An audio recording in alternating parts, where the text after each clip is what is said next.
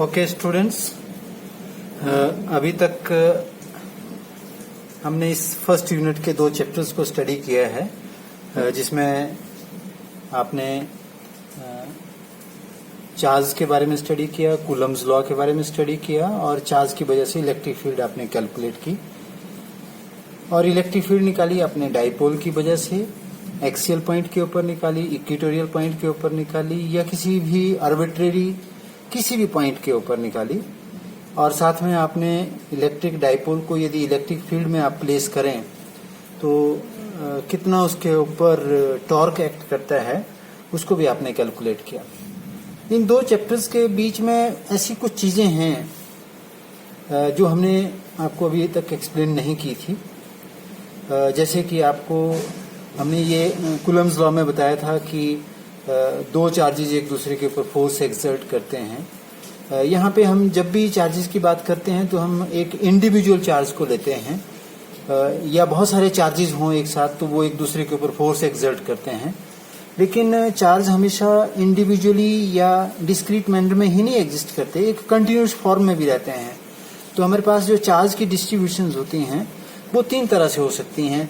जैसे एक linear charge distribution होती है, लीनियर चार्ज डिस्ट्रीब्यूशन, जिसमें कोई कंडक्टर होता है जिसकी लेंथ L होती है। जैसे मान लीजिए ये कंडक्टर है जिसकी लेंथ L है और इसके ऊपर इसकी लेंथ जो है वो L is the length of the conductor है और इस कंडक्टर के ऊपर सब जगह चार्ज मौजूद है और कितना टोटल चार्ज मौजूद है वो मान लेते हैं Q। Q is the charge on conductor. इस कंडक्टर के ऊपर या इस वायर के ऊपर या इस सब्सटेंस के ऊपर टोटल चार्ज Q है। ये बहुत पतला सा, इसकी लेंथ जो है वो ज्यादा प्रेडोमिनेंट है as compare to its breadth या इसकी थिकनेस के मुकाबले में। तो यहाँ चार्ज का जो हम कहते हैं Q चार्ज हुआ टोटल लेंथ के ऊपर। तो यहाँ Q अपॉन L को हम लीनियर चार्ज डेंसिटी कहते हैं, लैम्डा। लैम्डा का मतलब है चार्ज पर यूनिट लेंथ, क्योंकि L लेंथ के ऊपर है चार्ज Q, तो 1 यूनिट लेंथ के ऊपर कितना होगा Q अपॉन L। इसको हम लीनियर चार्ज डेंसिटी कहते हैं। तो हमारे पास एक जो चार्ज की डिस्ट्रीब्यूशन है वो एक इस तरह की होती है, एक हमारे पास सरफेस चार्ज डिस्ट्रीब्यूशन भी होती है, सरफेस चार्ज डिस्ट्रीब्यूशन भी होती है। सरफेस चार्ज डिस्ट्रीब्यूशन का मतलब है कि हमारे पास जैसे ये प्लेन पेपर की ये सीट है, ये कोई प्लेन पेपर की सीट है, क्योंकि इसकी लेंथ और ब्रेड्थ प्रोडोमिनेंट है, इसके ऊपर टोटल चार्ज जो है वो Q है मान लेते हैं। फिर से इसके ऊपर टोटल चार्ज जो है वो Q है। Q is the total charge on surface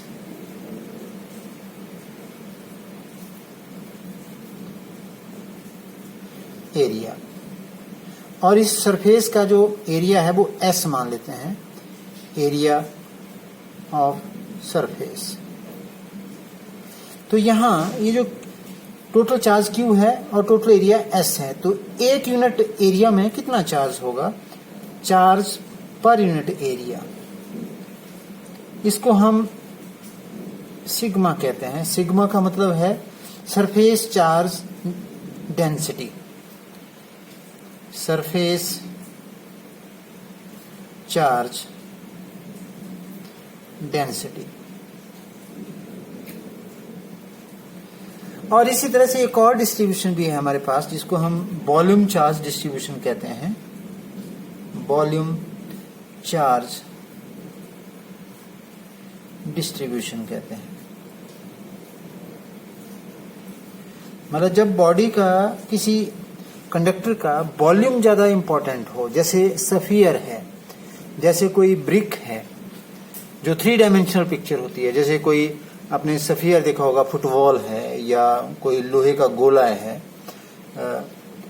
या कोई भी ऐसी शेप, कोई स्टोन है, पत्थर का टुकड़ा है, ये ऐसा कोई टुकड़ा है, इसके ऊपर जो टोटल चार्ज है पूरे वॉल्यूम के ऊपर वो Q है, total charge on volume of a body, और V इसका वॉल्यूम है। तो हम यहां पर भी वैसे ही डिफाइन करते हैं चार्ज पर यूनिट वॉल्यूम को, चार्ज पर यूनिट वॉल्यूम को हम इसको रो कहते हैं, रो। ये सभी यूनानी भाषा के शब्द हैं, लैम्डा, सिग्मा, रो। ये रो जो है इसको हम वॉल्यूम चार्ज डेंसिटी कहते हैं, वॉल्यूम चार्ज डेंसिटी कहते हैं।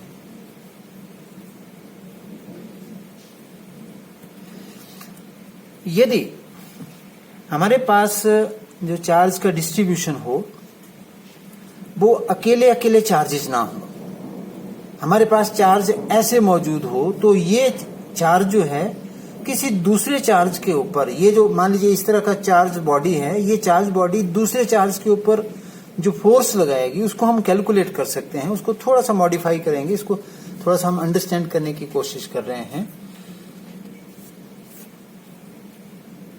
Force on test charge due to linear charge distribution।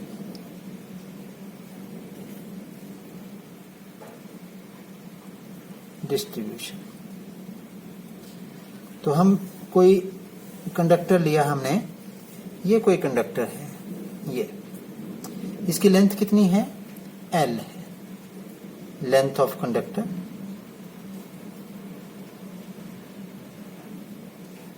Total charge कितना है इसके ऊपर, इसके ऊपर टोटल चार्ज Q है, जैसे हमने पहले भी ऊपर भी पढ़ा है, टोटल चार्ज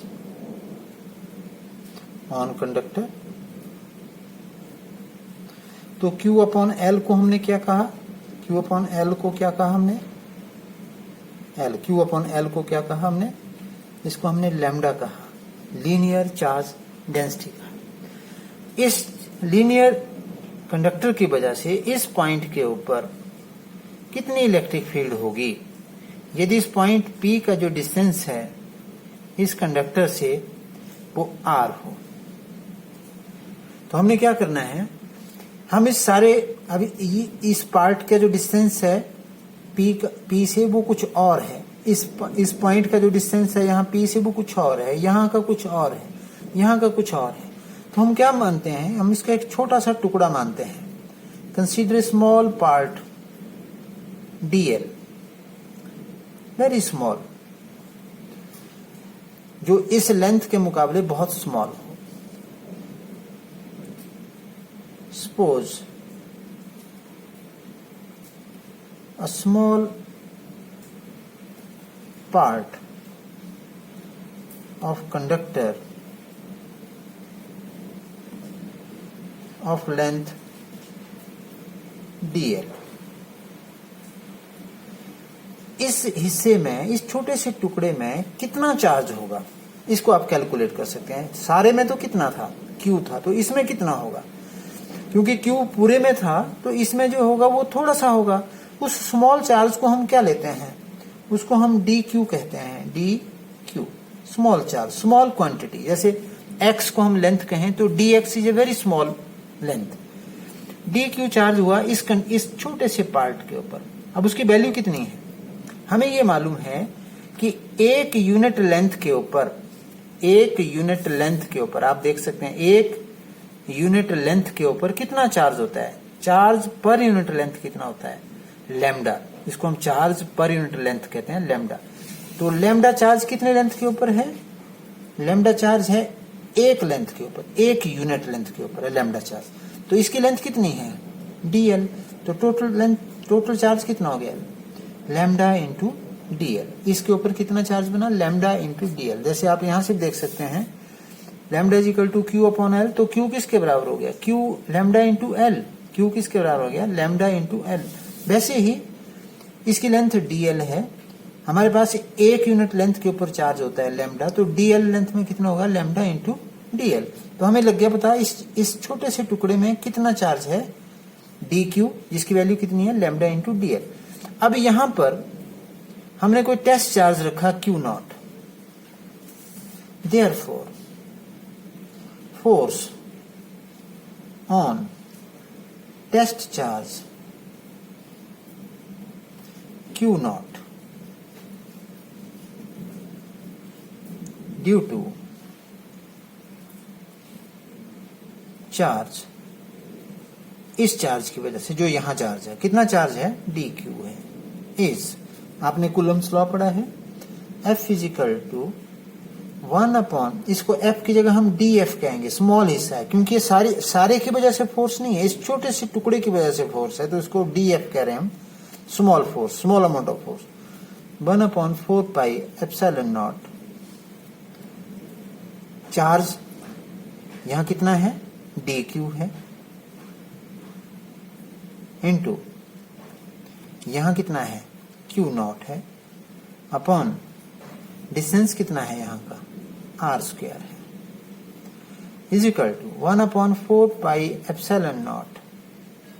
अब क्या आ गया, मैं पहले क्यू को लिख लेता हूं, क्यू नॉट, डी क्यू की जगह क्या लिख सकते हैं हम, आप देख सकते हैं डी क्यू की जगह क्या लिख सकते हैं हम, lambda into D L upon are square. जो ये आ गई फोर्स इस छोटे से हिस्से की वजह से इस पॉइंट के ऊपर, तो पूरे कंडक्टर की वजह से यदि फोर्स निकालनी हो तो हम क्या कहेंगे कि ये जो कंडक्टर है इसको हम ऐसे छोटे छोटे टुकड़ों में कन्वर्ट करेंगे और सबकी वजह से फोर्स निकालेंगे इस पॉइंट के ऊपर, और उन सभी फोर्सेस का क्या करेंगे, हम ऐड करेंगे, उन सभी फोर्सेस के इस छोटे से पोर्शन की वजह से यहाँ कितनी फोर्स होगी, इसकी वजह से यहाँ कितनी होगी, इसकी वजह से यहाँ कितनी होगी, सबको ऐड करेंगे। तो सबको ऐड करने का जो फिजिक्स के अंदर जो टेक्नोलॉजी है, जिस टेक्निक का हम इस्तेमाल करते हैं, उसको हम इंटीग्रेशन कहते हैं। Therefore force at point P, force on Q naught है, force on Q naught at point P is, df को क्या करेंगे, इंटीग्रेट करेंगे, तो F is equal to integration of df is equal to integration of 1 upon, df की जगह क्या लिख सकते हैं, 1 अपॉन 4 पाई एप्सिलॉन नॉट, आगे Q नॉट, आगे lambda dl upon are square. अब यहाँ कांस्टेंट जो चीजें हैं वो तो इंटीग्रेट नहीं होगी, सिर्फ वेरिएबल चीजें रह जाएंगी यहाँ पे। तो यहाँ पे हमारे पास क्या आ गया, क्यू नॉट भी बाहर आ गया, क्यू नॉट तो फिक्स है, उसको तो वो तो बदल नहीं रहा है, चाहे आप यहाँ का लेंथ लें, चाहे आप यहाँ की लेंथ लें, चाहे आप कहीं की भी लेंथ लें, तो क्यू नॉट बाहर आ गया, आगे क्यू नॉट, आगे लैम्डा भी बाहर आ गया हमारे पास, और नीचे क्या रह गया, 4 पाई एप्सिलॉन नॉट भी बाहर आ गया, और आर स्क्वायर भी बाहर आ गया हमारे पास, इंटीग्रेशन ऑफ डीएल, और इसकी जो टोटल लेंथ हो गई, integration of DL, total length जो आएगी हमारे पास वो कितनी आ जाएगी, that is equal to L, integration of DL होता है L, Q not lambda L upon 4 pi epsilon not R square. ये फोर्स आ गई हमारे पास इस पूरे चार्ज डिस्ट्रीब्यूशन की वजह से यहाँ पर। इसी तरह से हम कैलकुलेट कर सकते हैं, यदि हमारे पास चार्ज डिस्ट्रीब्यूशन लीनियर ना हो, हमारे पास सरफेस चार्ज डिस्ट्रीब्यूशन हो, तो उसको भी हम आपको शो कर सकते हैं। जैसे आप इधर देख सकते हैं, दूसरे पे साइड पे हम लिख रहे हैं,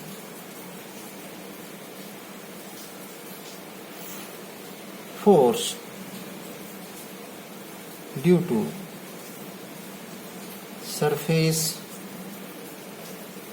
चार्ज डिस्ट्रीब्यूशन।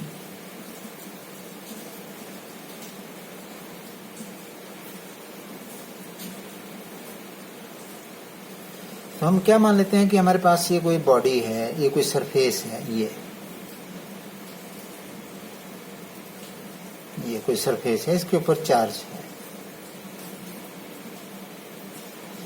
और इसकी जो चार्ज डेंसिटी है वो सिग्मा है। सरफेस चार्ज डेंसिटी, जैसे हमने पिछली बार लैम्डा लिया था, इस बार सिग्मा। तो हमने इस पॉइंट के ऊपर निकालनी है फोर्स। तो यहाँ पे क्या रखेंगे, हम एक टेस्ट चार्ज रखेंगे Q0। तो इस सारे की वजह से निकालने के बजाय पहले हम क्या करेंगे कि एक इसका छोटा सा पार्ट लेंगे। हम ये छोटा सा पार्ट लिया हमने इसका। Suppose small part of surface area is ds। s लिखते हैं हम सरफेस एरिया को, तो ds मान लिया हमने यहाँ पे। देन इसके ऊपर कितना चार्ज होगा, इस ds के ऊपर। Then charge on ds is dq। हम टोटल चार्ज तो Q है, तो स्मॉल पार्ट पे कितना होगा, dq होगा। सो dq इज इक्वल टू, हमने पढ़ा है ये क्या होता है, ये चार्ज पर यूनिट एरिया होता है। सरफेस चार्ज डेंसिटी होती है चार्ज पर यूनिट एरिया। तो एक यूनिट एरिया के अंदर है सिग्मा, तो फिर ds एरिया में कितना होगा, सिग्मा इंटू ds।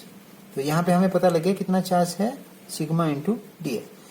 इसका डिस्टेंस, इस छोटे से एरिया का डिस्टेंस यहां से r है। तो फिर कूलम्स लॉ के मुताबिक therefore small force dF is equal to कितना आएगा, 1/4 पाई एप्सिलॉन नॉट। आगे d, आगे यहां पे कितना चार्ज है, Q0, और यहां पे कितना चार्ज है, इस पे dQ अपॉन r²। और dF is equal to 1/4 pi epsilon not Q0। dQ की जगह क्या आएगा हमारे पास, लैम्डा नहीं है, सॉरी, सिग्मा ds। dQ की जगह क्या लिख सकते हैं, सिग्मा ds अपॉन r²। तो टोटल फोर्स निकालनी हो इस पूरे कंडक्टर की वजह से इस पॉइंट के ऊपर। So F is equal to integration of dF, total force इस पूरे कंडक्टर की वजह से, इसका integration, which is equal to integration of 1/4 pi epsilon not, आगे Q0, आगे sigma ds upon r²। That is, जो कांस्टेंट है हमको बाहर ले लीजिए, Q0 सिग्मा बाहर आ गया, 1/4 पाई एप्सिलॉन नॉट r², और अंदर इंटीग्रेशन आ गई हमारे पास ds की इंटीग्रेशन। तो ये टोटल फोर्स हमारे पास यहाँ पे आ जाती है, sigma Q0 upon 4 pi epsilon not r² integration of ds। इसी तरह से यदि हमने force due to volume charge distribution करनी हो तो भी निकाल सकते हैं। Force due to volume charge distribution,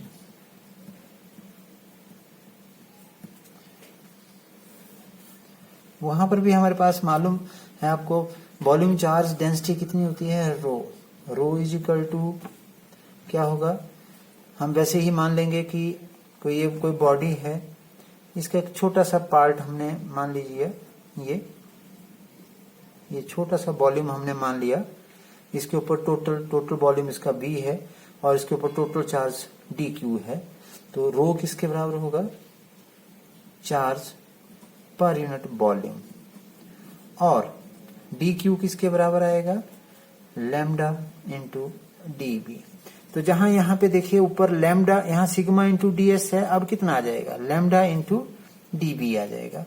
therefore हम फोर्स सीधा निकाल सकते हैं, force is equal to 1/4 pi epsilon not, integration निकालेंगे, वॉल्यूम इंटीग्रेशन कर रहे हैं हम आगे, Q नॉट, और फिर डी क्यू की जगह क्या लिखेंगे हम यहाँ पे, चलो डी क्यू लिख दिया हमने यहाँ पे, अपॉन आर स्क्वायर, इसको फर्दर सिंप्लीफाई कर दिया, integration of 1/4 pi epsilon not Q naught, d q की जगह क्या लिखेंगे, rho into d b upon are square.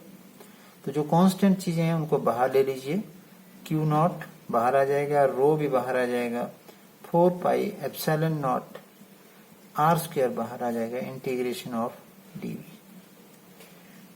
ये हमारे पास इसकी value force due to charge distribution हमारे पास आ जाती है। इसी तरह से ये तो हमने फोर्स निकाली इस चार्ज डिस्ट्रीब्यूशन की वजह से इस पॉइंट के ऊपर। यदि आप इलेक्ट्रिक फील्ड निकालना चाहें तो आप इलेक्ट्रिक फील्ड भी निकाल सकते हैं। Electric field due to linear charge distribution,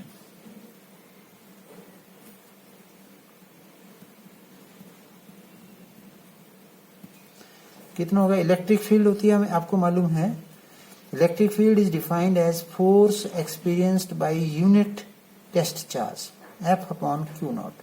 तो F की वैल्यू हमारे पास आई है, कितनी आई है? 1/4 pi epsilon not.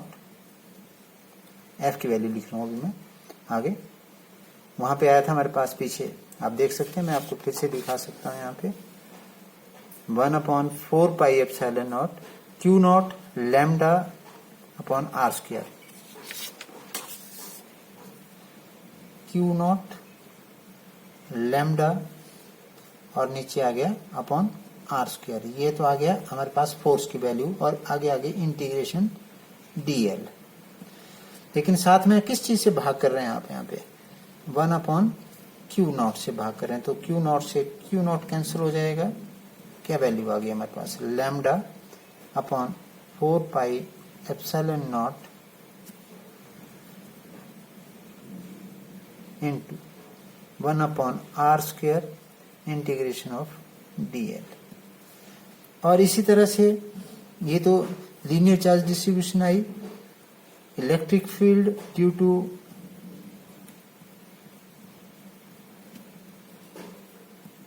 Surface charge distribution कितनी होगी? Charge distribution E is equal to, अब हम डायरेक्ट फार्मूला लिखेंगे, लैम्डा की जगह क्या आ जाएगा? Sigma upon 4 pi epsilon not 1/r square integration dl की जगह क्या आ जाएगा? सरफेस है तो ds। फिर volume, electric field due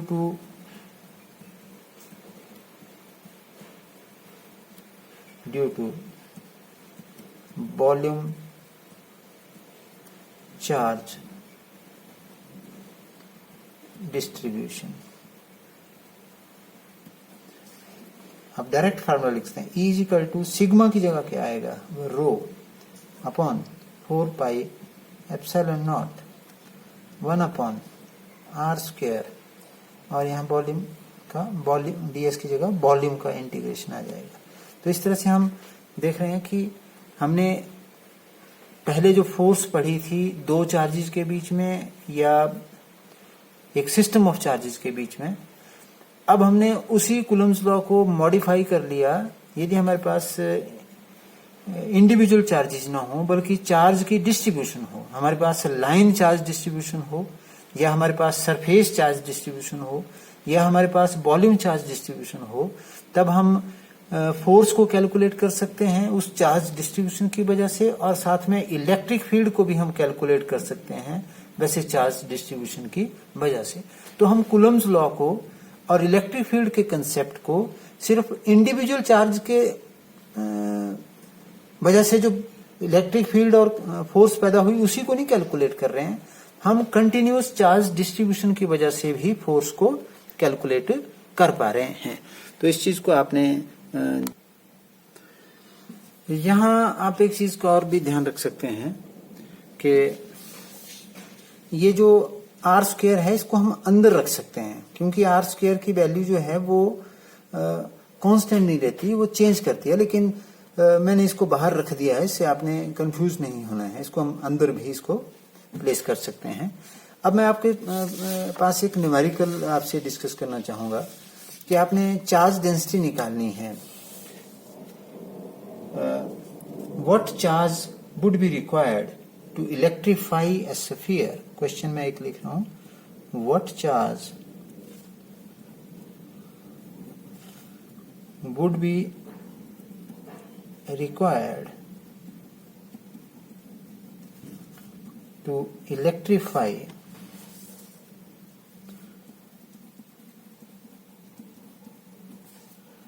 a sphere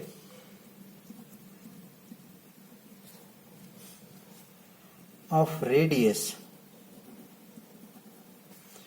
25 centimeter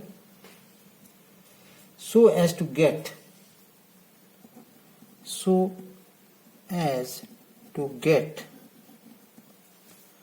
a surface charge density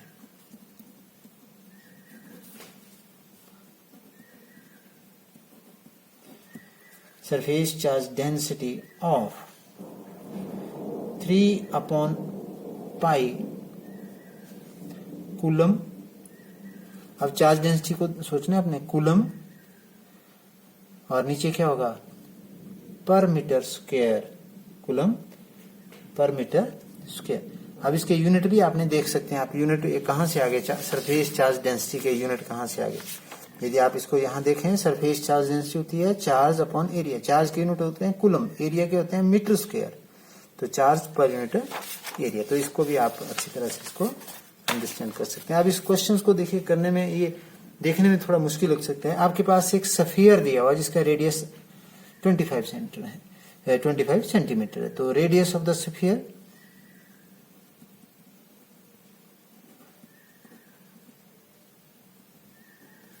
is equal to 25 centimetre. इसको मीटर में बदलना है, तो 25 divided by 100 metre, that is equal to, मैं इसको 1/4 भी लिख सकता हूं, 1/4 मीटर। ये स्फीयर है, या 0.25 मीटर भी लिख सकते हैं। अब स्फीयर का सरफेस एरिया कितना होता है?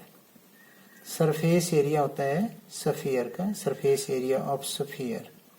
अब ये मैथमेटिक्स के छोटे छोटे फार्मूले हैं, वो आपको मालूम होना चाहिए। 4πr², ये सरफेस एरिया होता है।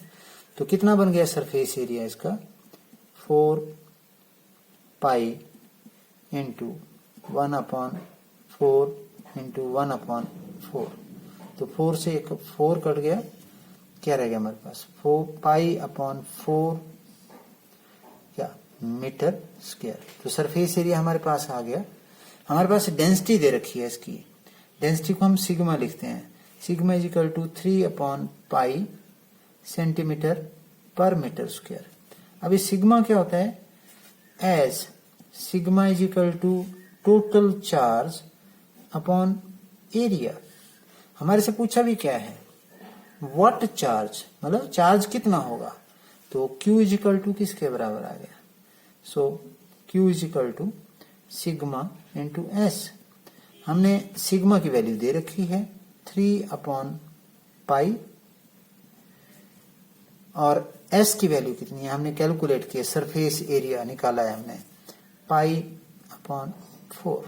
तो पाई से पाई कट गया हमारे पास, क्या रह गया हमारे पास? 3/16। आप इसको बदल सकते हैं, इसको कैलकुलेट कर सकते हैं, और आपके पास रिजल्ट निकल करके आएगा।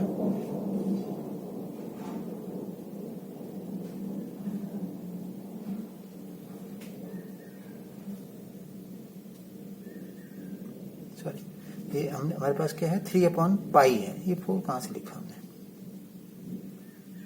तो हमारे पास रिजल्ट आ गया 3/4। 3/4 होता है 0.75। क्या यूनिट होंगे? चार्ज है तो कूलम। इस तरह से आप इस न्यूमेरिकल को भी आप कर सकते हैं। इसके बाद हम स्टडी करेंगे एक हमारे पास इसके बाद रह गया था कि पोलर मॉलिक्यूल्स और नॉन पोलर मॉलिक्यूल्स के बीच में उनको अंडरस्टैंड करना कि पोलर मॉलिक्यूल्स क्या हैं और नॉन पोलर मॉलिक्यूल्स कौन से होते हैं।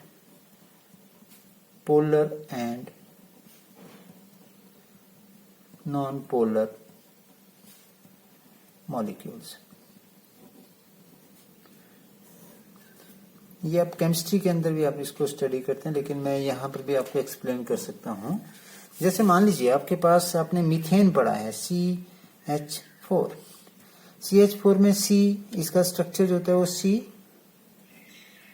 और ये है हाइड्रोजन हाइड्रोजन हाइड्रोजन हाइड्रोजन। दूसरी तरफ आपने वाटर पढ़ा है H2O, यहाँ O होता है, यहाँ हाइड्रोजन होते हैं। यदि इन दोनों मॉलिक्यूल्स को हम एक मॉलिक्यूल के एक स्फीयर के फॉर्म में लिखें, ऐसे लिखें, मान लो ये मॉलिक्यूल है मीथेन का, तो मीथेन के मॉलिक्यूल के अंदर जो पॉजिटिव चार्ज है और जो नेगेटिव चार्ज है उनके सेंटर कोइंसाइड कर रहे हैं। कोइंसाइड का मतलब एक ही जगह है। और ऑक्सीजन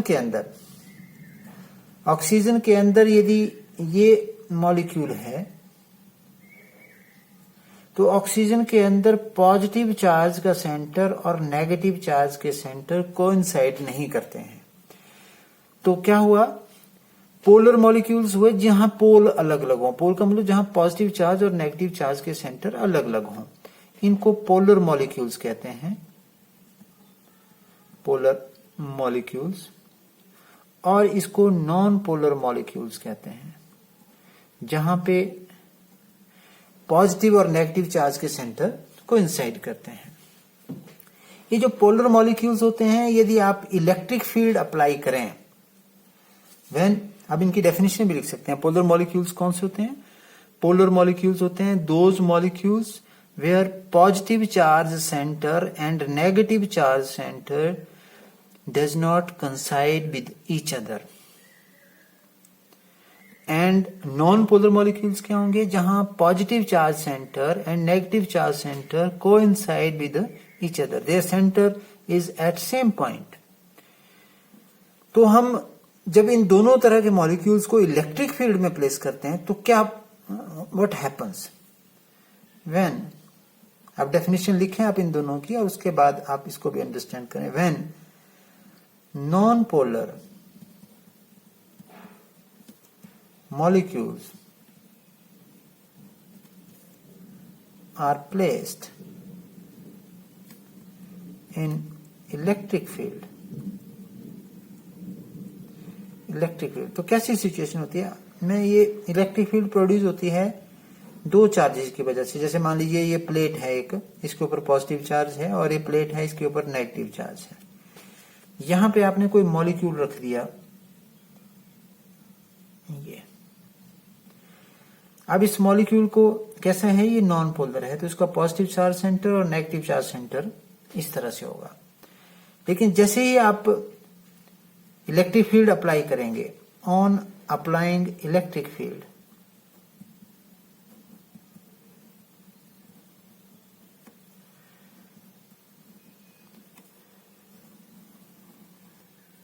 इस मॉलिक्यूल को क्या होगा, ये जो पॉजिटिव चार्ज है इसको ये पॉजिटिव चार्ज वाली प्लेट क्या करेगी, क्या अट्रैक्ट करेगी या रिपेल करेगी? अपने से रिपेल करेगी, क्योंकि पॉजिटिव चार्ज को रिपेल करता है, तो ये अपने से दूर जाएगा, इधर को जाएगा। और ये नेगेटिव चार्ज इस पॉजिटिव को अपनी ओर अट्रैक्ट करेगा, तो पॉजिटिव चार्ज इस तरफ को जाएगा और नेगेटिव चार्ज, ये पॉजिटिव चार्ज इसको अपनी ओर अट्रैक्ट करेगा तो इस तरफ को आएगा। तो क्या हो गया, जो नॉन पोलर मॉलिक्यूल्स था वो किस में कन्वर्ट हो गया, पोलर मॉलिक्यूल्स में कन्वर्ट हो गया। अब इसका नेट डाइपोल मोमेंट है, now it has net dipole moment, मतलब अब ये डाइपोल बन गया तो इसका नेट डाइपोल मोमेंट भी हो गया। अब यदि इस केस में आप लगाएं, यदि दूसरी सिचुएशन में आप लगाएं,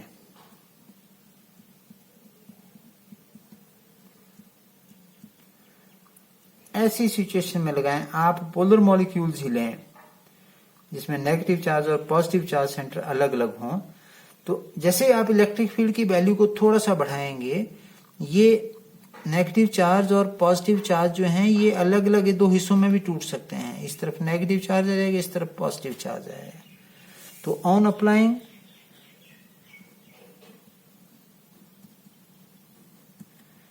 suitable electric field,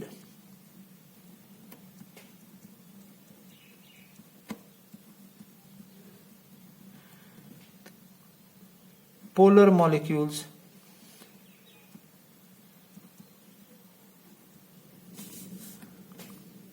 breaks into ions.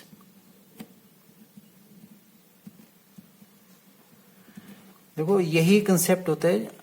वैसे हम एयर को लेते हैं, एयर जो है वो बैड कंडक्टर ऑफ इलेक्ट्रिसिटी है, ठीक है। वो ऐसे नॉन पोलर मॉलिक्यूल्स है, ऑक्सीजन का O2 नॉन पोलर मॉलिक्यूल्स है। लेकिन जब हम बहुत उसमें हमें करंट नहीं लगता है, बिजली का जैसे वायर्स हैं वहां से हमें दूर से करंट नहीं लगता। लेकिन यदि हम बहुत हाई पोटेंशियल अप्लाई करें, बहुत हाई इलेक्ट्रिक फील्ड अप्लाई करें, इस इलेक्ट्रिक फील्ड के चार्ज को बढ़ाते जाएं या और पॉजिटिव करता जाएं, तो ये जो आयंस हैं ये इनका जो साइज है ये और बड़ा होता जाएगा, ये ऐसे कन्वर्ट होता जाएगा। आप देख सकते हैं इस तरह से ये और बड़ा हो जाएगा और बड़ा हो जाएगा, ये इधर को नेगेटिव इधर को पॉजिटिव, फिर ये और इसमें और यदि हम ज्यादा और इसमें और बढ़ाते जाएं, पॉजिटिव और करते जाएं, नेगेटिव को करते जाएं, तो एक स्टेज आएगा कि ये ब्रेक कर जाएगा, आयंस में ब्रेक कर जाएगा, नेगेटिव अलग हो जाएंगे, पॉजिटिव अलग हो जाएंगे। मतलब ऑक्सीजन की जो मॉलिक्यूल्स हैं वो आयंस में कन्वर्ट हो गए, और जब ये आयंस में कन्वर्ट हो गए तो एयर जो है वो गुड कंडक्टर ऑफ इलेक्ट्रिसिटी बन गए। तो हमें दूर से भी बिना वायर को टच किए भी इलेक्ट्रिक करंट, इलेक्ट्रिक शॉक लग सकता है। तभी तो जो हाई पोटेंशियल वायर्स हैं जिनको हम HT वायर्स कहते हैं, वो बहुत हाइट के ऊपर रन करती हैं, क्योंकि वहां पोटेंशियल बहुत ज्यादा होता है। उनके पास जो ऑक्सीजन होती है वो आयोनाइज्ड होती है, वो नॉन पोलर, वो पोलर बन चुकी होती है और उनमें से आसानी से करंट पास कर जाता है। लेकिन जो हमारे घरों में जो इलेक्ट्रिसिटी आती है वो लो वोल्टेज होती है, इसलिए एट लो वोल्टेज या लो इलेक्ट्रिक फील्ड के ऊपर वो एयर जो है वो पोलराइज्ड नहीं हो सकती है।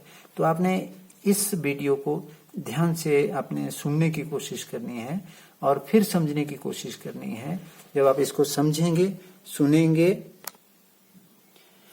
तो जैसे मैं कह रहा हूं, जब इस वीडियो को आप अच्छी तरह से समझेंगे, बार बार सुनेंगे, तब आपको ये आर्टिकल अच्छी तरह से समझ में आएगा। तो आपके फर्स्ट और सेकंड चैप्टर जो हैं वो इस यूनिट के हमने उनको फिनिश कर दिया है। तो मैं उम्मीद करता हूं कि आप जो है वो इनका अच्छी तरह से रिवीजन करेंगे। Thank you very much.